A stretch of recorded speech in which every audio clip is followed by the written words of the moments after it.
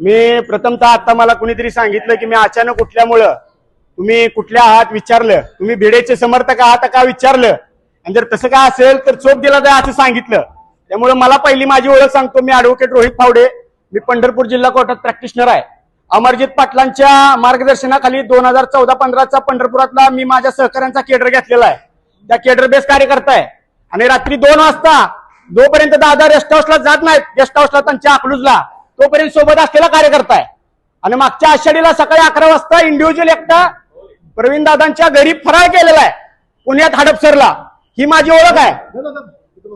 ह्याच्यानंतर ते सांगतो, ज्या वेळेस आपण 2 वर्षाखाली स्टेट बँकेच्या 22 मध्ये आंदोलन केलं, मराठा समाजाच्या एका बहिणीला प्रकरण नाकारलं म्हणून, त्या पहिल्या 5-6 आरोपीनंतर मी वर होतो.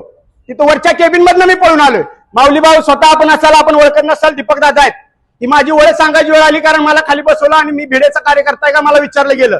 माझं एवढं ज्या निमित्तानं आपल्याला विचारणं आहे, जे 100 व्हिडिओ फिरतायत त्या व्हिडिओमध्ये असं दिसतंय, माफ करा मी महाराज मानणार नाही, जन्मयजय भोसले यांचे जे चिरंजीव आहेत त्या आरोपीला पोलीसच्या गाडीमध्ये घातल्यानंतर त्या आरोपीच्या कानामध्ये जन्मयजय भोसलेचा मुलगा काय बोलत होता, हा माझा प्रश्न आहे.